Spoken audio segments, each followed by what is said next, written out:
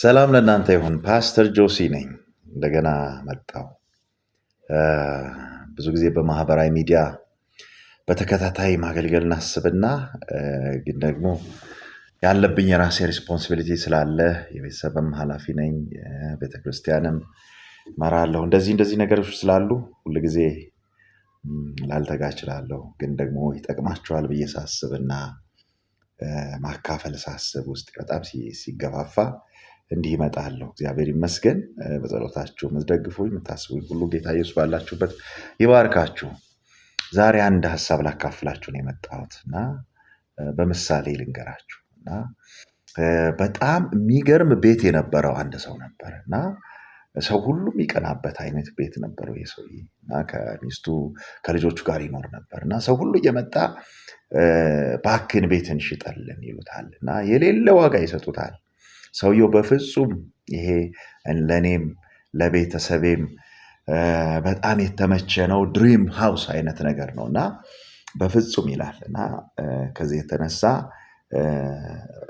ማንም ሰው ሊገዛው አልቻለም ነበርና ማለት መሸጥም አይፈልግም ነበርና አንድ ጊዜ ግን አንድ የሚገርም ገዢ መጣ በሚገርም ፕሮፖዛል እና ያ ሰውዬ የመጣው ሰውዬ ምንድነው የሚለው እኔ ቤቱን ፍቃደኛ እንዳልሆንክ ብዙ ዋጋ እንደተሰጠ አውቃለሁ። እኔ ግን ጥሩ ዋጋ እሰጥሃለሁ። የምፈልገው ጠቅላላ ቤትን አይደለም። በቃ ቤትህ መሃል ላይ ግድግዳህ ላይ ሚስማር መስቀያ ብቻ እንድትሸጥልኝ እፈልጋለሁ አለው። ጥቂት ነገር ናት። ከዛ ሰውየው ሲያስበው ብዙ ብር ነው የሚያገኘው።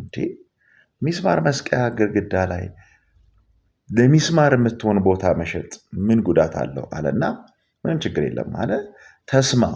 እዛች ሚስማር መስቀያ ላይ የፈለኩትን ማድረግ እችላለሁ። አንተም ያቺ ቦታ የኔ እንደሆነች ታውቅልኛለህ። ከዛ እኔ ምንም አልፈልግም አለው። ያ ሰውዬ መጣና ያችን ቦታ ገዛ፣ ከፈለው ያለውን። ከዛ በኋላ ያችን ሚስማር ሰቀለ። ከሰቀለ በኋላ ከጥቂት ጊዜ በኋላ እጅግ የሚሸት ነገር ይዞ መጣና እዛ ቦታ ላይ ሰቀለ እና ቤት ውስጥ የሚኖሩ ሰዎች እንዴት አድርገው ይኖሩ? በጣም ይሸታል፣ በጣም ይገማል። ቀስ ያሉ ዝንቦች ሁሉ መሰብሰብ ጀመሩ። ቀስ ያሉ የቤተሰቡ አባላት መታመም ጀመሩ። የቤቱን ባለቤት ታመሙ ነው እና ኧረ እባክህን ይህንን ነገር አንሳልን ሲሉት እንዴ እኔ እዚህ ሚስማር ላይ የፈለኩትን ማድረግ እችላለሁ፣ ይችን እኮ ገዝቻለሁ አለ።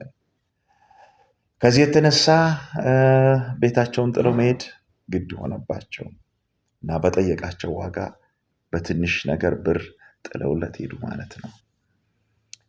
መጽሐፍ ቅዱስ ሲናገር በምሳሌ ምዕራፍ 10 ቁጥር 1 ላይ የሞቱ ዝንቦች የተቀመመውን የዘይት ሽቶ ያገሙታል ይላል። እንዲሁም ደግሞ ትንሽ ስንፍና ጥበብና ክብርን ያጠፋል ይላል። ያ ብቻ አይደለም፣ ጥቂት እርሾ ሊጡን ሁሉ ያቦካል ይላል። ጥቂት እርሾ ወገኖቼ፣ ጥቂት የምንላቸው ነገሮች፣ የናቅናቸው ነገሮች በህይወታችን ሰርስረው ብዙ ጉድ ሰርተውናል፣ ብዙ ረብሸውናል።